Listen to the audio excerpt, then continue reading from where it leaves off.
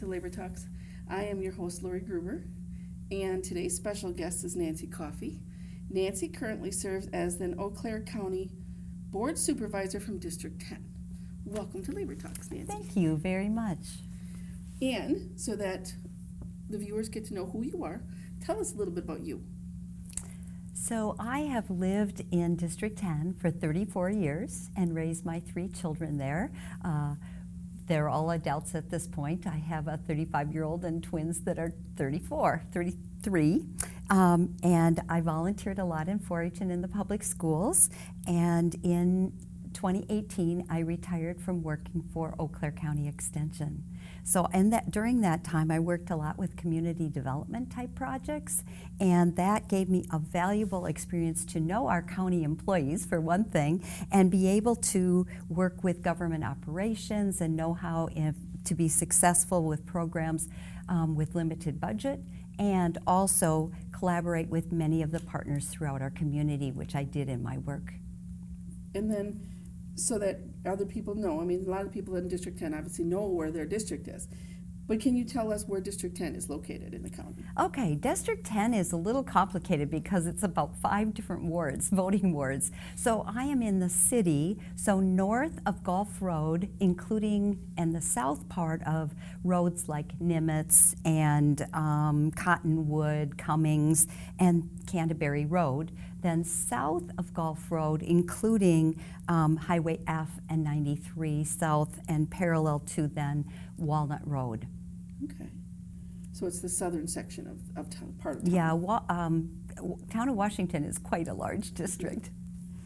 You also serve, well, first of all, let me go back. What issues do you think are the most important that the board's working on, especially for your district? Well, I think that one thing we have to do as a District 10 is that I'm trying to balance the needs of people in the city as well as people in the county. And so it includes both of those things then. So I think the most important thing most county supervisors would talk about right now as far as important priorities is our budget. And right now we are borrowing about 30% of our budget, which is very difficult, and we're bonding in order to do that. We're borrowing that money.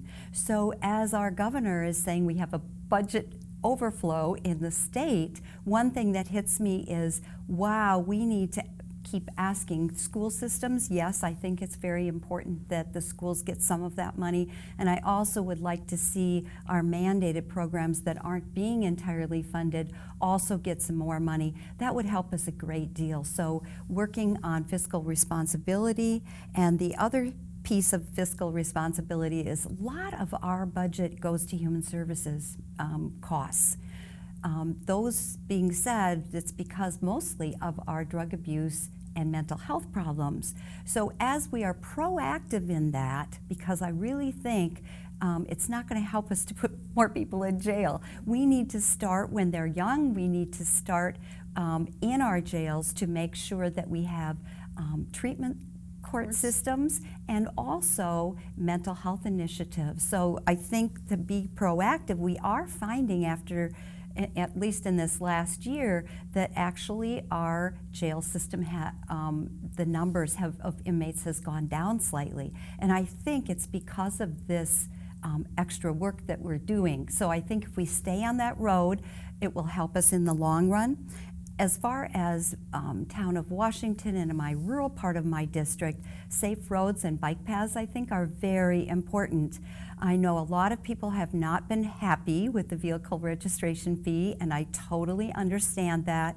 It is a regressive tax, and it hurts people of limited income more than people who have more money. However, what I want people to understand is about 2/3, well, over 2/3 of our county board supervisors voted for vehicle registration.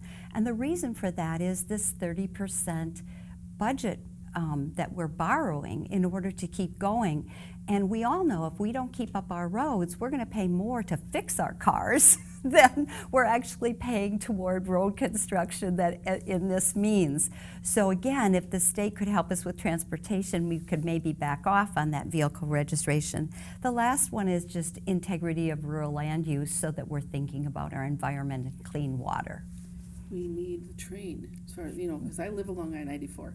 We need the train, because we're constantly fixing the roads, and if the train was there and would lighten the load of the traffic on that highway, I think it would make a big difference, and a lot of people, including me, would take the train. Mm-hmm. Now, Good point. You also serve on a couple of committees. Mm-hmm. What's the planning and development committee working on right now, as far as like long-range plans and things? I'd like to step back just a little bit, because one of the biggest things that I've worked on in my 2-year stint is environment, because that's just so important to me. I think that climate change is such an issue today, and if we don't get that under control, it doesn't matter what else we do. So I worked with community residents to pass the Concentrated Animal Feeding Operation Moratorium, which is the CAFO moratorium for large livestock businesses. Right. So we generated more local control through that, and also updated our agricultural standards so that we're working harder at trying to get all of those things working together to keep our water good for the today and in the future. And another accomplishment we've had with planning and development is getting the 100% renewable energy and carbon neutrality by 2050. So I've requested to be a member on that group, and have worked with Jim Dunning some already to just talk about what that could look like. And I would like to be on that committee and asked to be, so that I can help with the development of that action plan. The other 3 things that are really important for planning and development, we are the support for the Census 2020 efforts. And Wisconsin DPI estimates that each person not counted in that census, we will lose $1,500 a year. So it's very, very important that we identify people that generally aren't easily identified. People who are maybe undocumented, people who are maybe minority populations who maybe cannot read the English when they get it in the mail, and there is help to make that happen. So I've worked hard with that group to try to, especially with the Latino population, to get information to them so that they understand they don't have to be afraid to fill out that census. Well, I think there's also a big section that people forget about when it comes to do the census. Nick Smyer was, we discussed, his 85% of his district are rental properties. So people may not think they need to do the census because that's not my home, I'm not going to be here that long. We still need to worry as local governments for funding for those areas, for their streets, for everything. Right. So they need to be counted as well, for voting, for everything, so that you don't hear this, there's all this illegal voting going on because the students are voting here and at home. How do we overcome that? Excellent point. Excellent point. So people who are in rental are more transient as well. And how about the homeless population? People that are in the shelters. Exactly. So 2 other things that are being put on the plate for the coming year is broadband. And people should watch. I will put on my Facebook page, there's a survey coming out for broadband, so that if you're having trouble with broadband access, mostly people in the rural situation, although I live on Meadow Lane and I have problems with broadband. So that input we need, so please fill that out. And the last is that we're completing the county comprehensive plan and zoning codes right now, and that'll be ready in the spring or summer. So if you have some input for that, we need your input about that as well. I know that broadband is a major issue. I mean, my office is in the Labor Temple, and today I stopped there, and it was like my computer didn't want to work. And I'm like, wait a minute, I've got this program, and I pay this much money, and the service, it's not the company's fault. It's the fiber optics, and I'm learning a lot with being on Village Board that this company can't come bring fiber optics into town if this company's bringing fiber optics into town.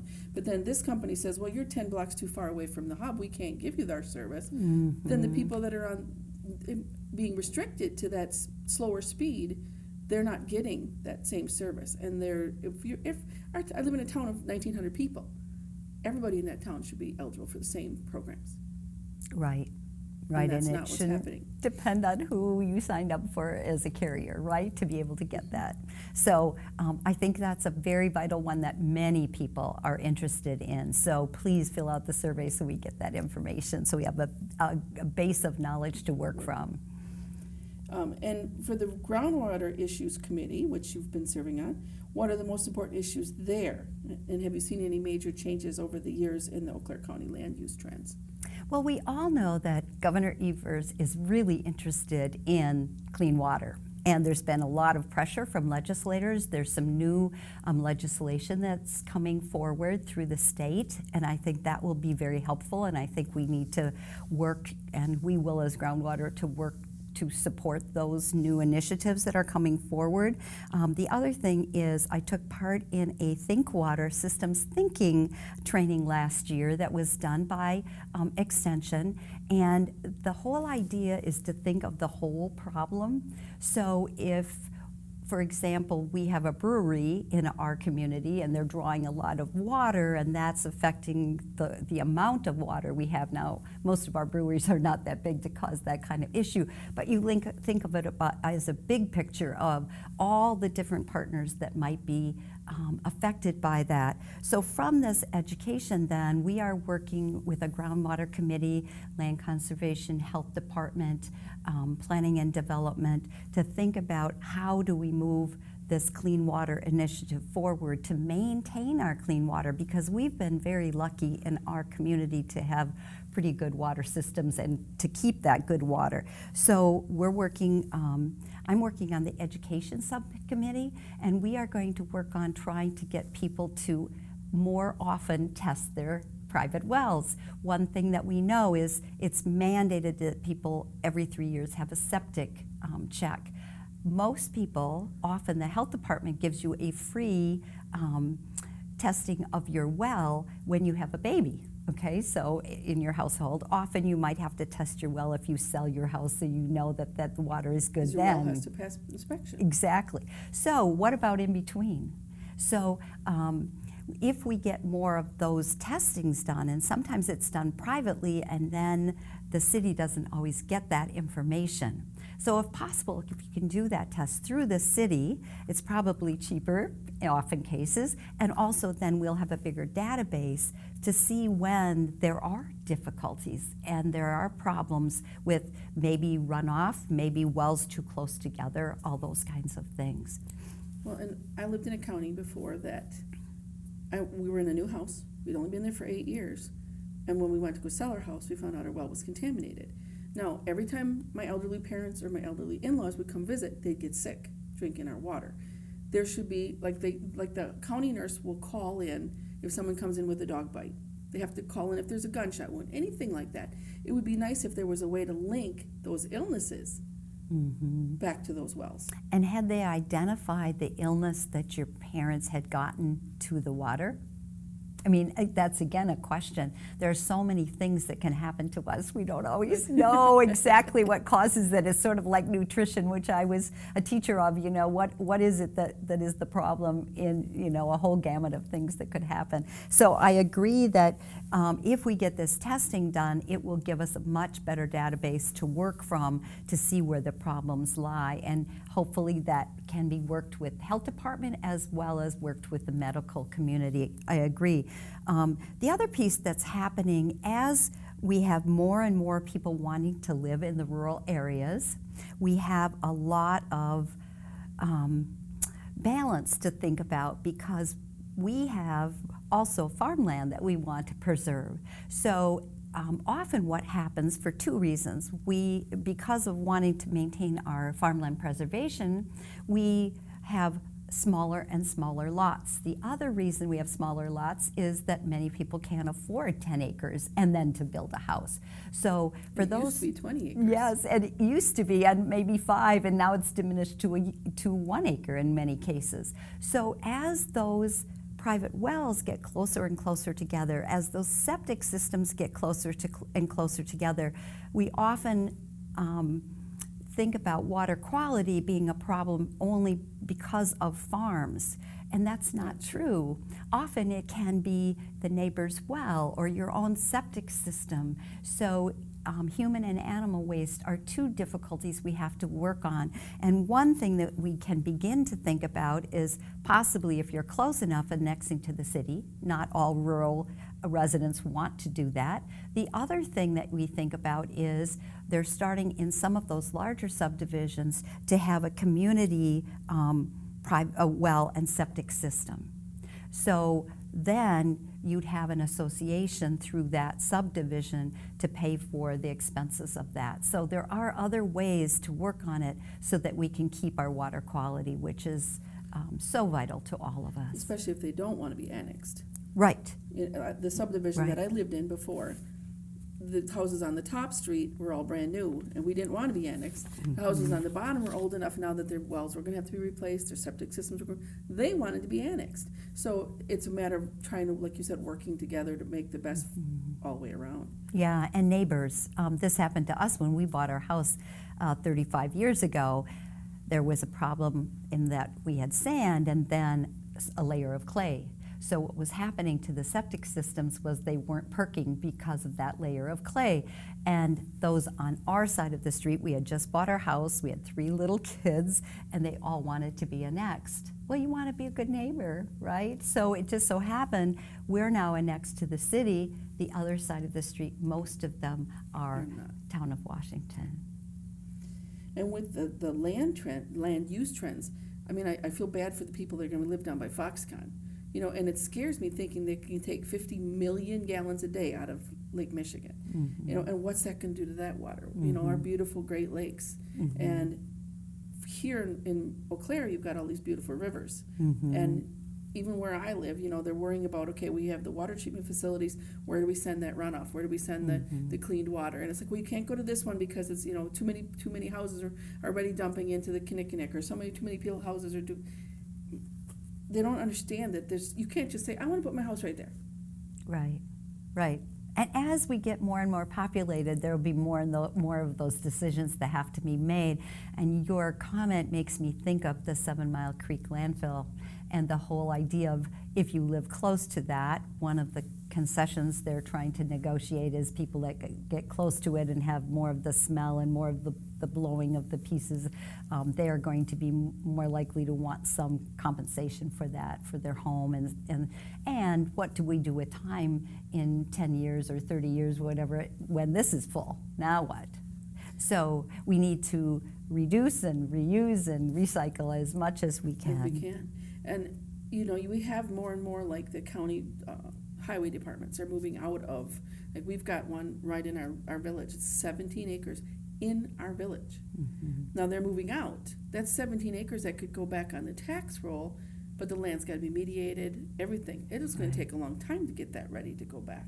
Right. And it's just, a lot of people don't think of those issues when they're thinking about where their property taxes are going, where they're, you know, trying, how all of us as public and elected officials have to try to keep the best for everybody. Right, and to keep everyone up to speed on all the decisions and why they're made and in the benefit of people. You know, you're retired from the UW Extension program where you were a nutrition educator. What major trends do you see in the diet of Wisconsin working families? Well, basically, I went back to the Tufts University newsletter, which I look at a lot and read regularly, even as a retired person. And according to that, Americans have made some improvements. Well, that's good, right? And they're reducing their intake of sugars and refined grains and more plant proteins, like people are eating nuts more, for example. So that's good, and more unsaturated fat. We're more understanding about animal fat and how that animal fat is hard on our bodies.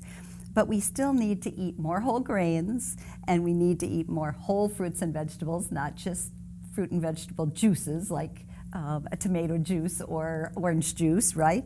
It's all sugar. Well, it's mostly that we're not getting any of that fiber, and it goes through our system so quickly, so we can't really take the time to break it down.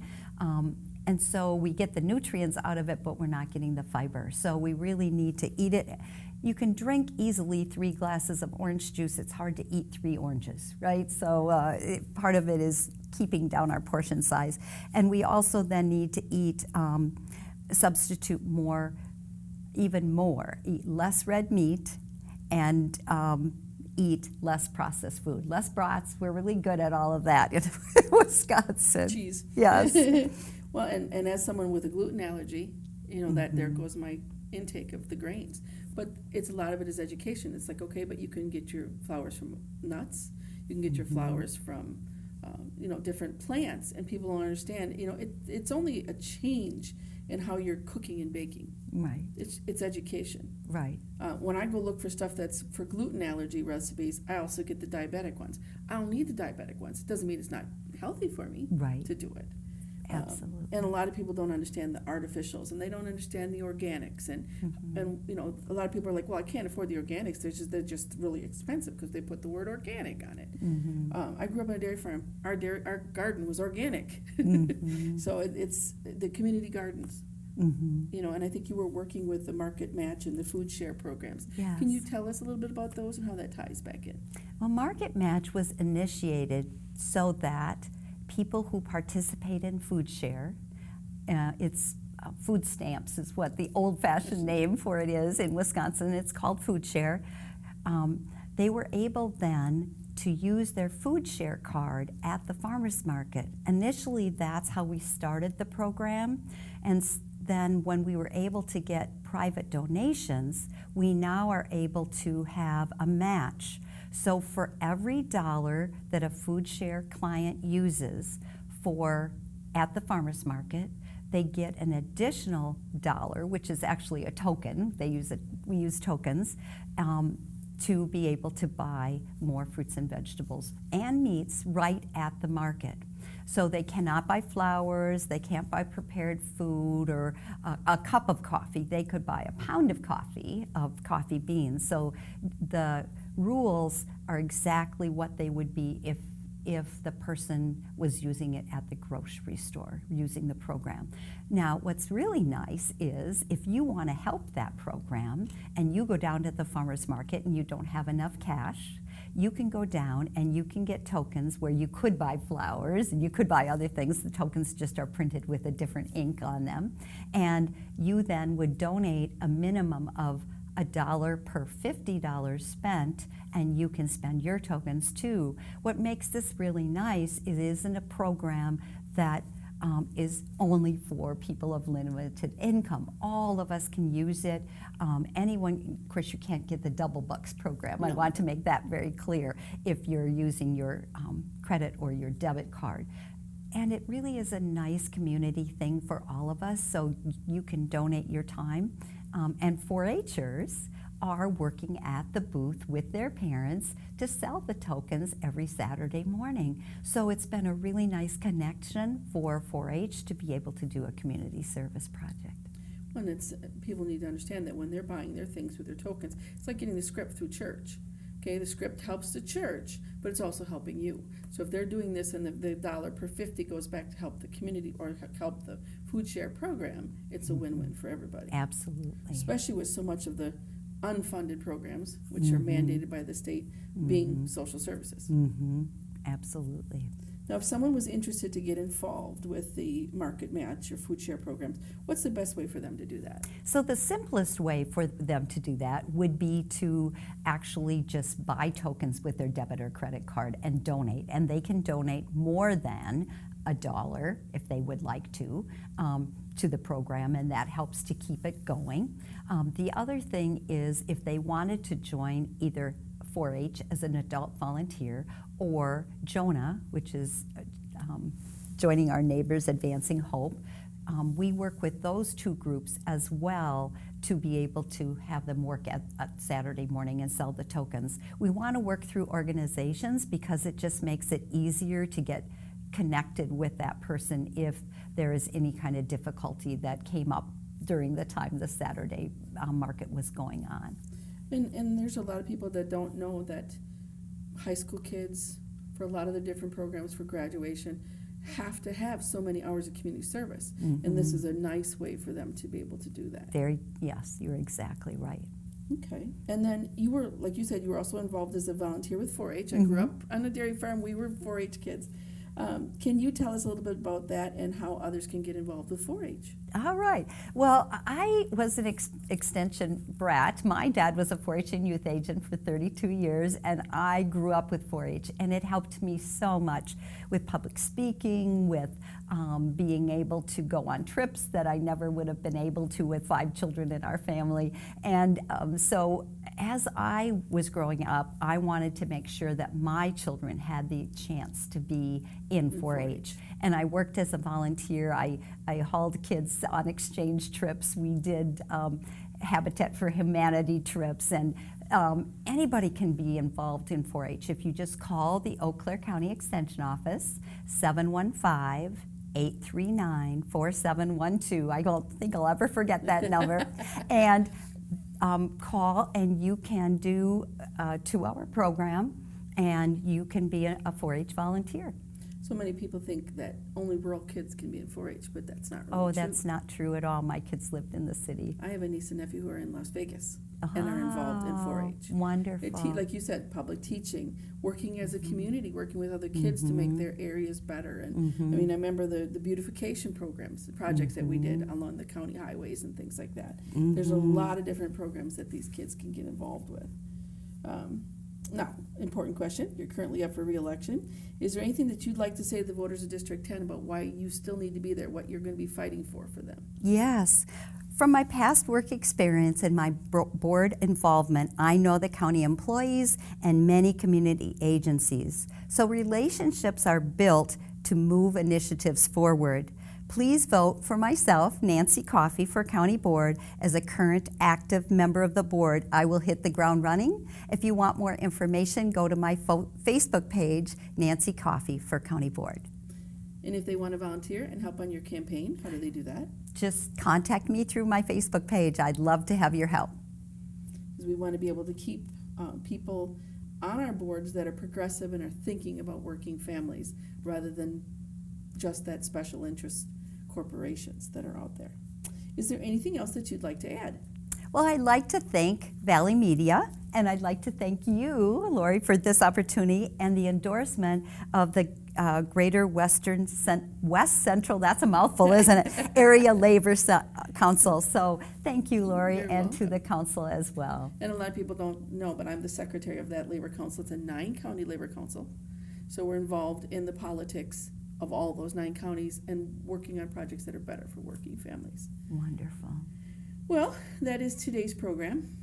We want to thank you and the audience also for tuning in. But Nancy, if you weren't able to come, the program wouldn't have been possible for today, so that's why that's important.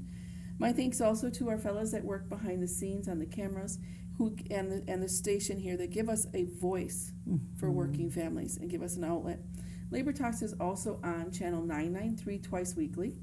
You can go to YouTube and find it as a podcast as well, which I need to do because I live beyond the reach of 993. And it's really easy to be able to pull that up on a podcast and get it that way. And that all comes back to the broadband and helping. And just to put a plug in for the station here, the station really needs volunteers, sponsorships, help. As well. So if you and donations, right? Donations. I mean, if you run into people, all different kinds of people every day in our life, where they have skills that could help, and a lot of times they don't know. So a lot of that is for us to educate those people that are out there that are actually willing to help and get them involved. Makes our community better all the way around, win-win. And when we volunteer, we feel connected. Yes. Thank you so much for coming today too. I appreciate your time.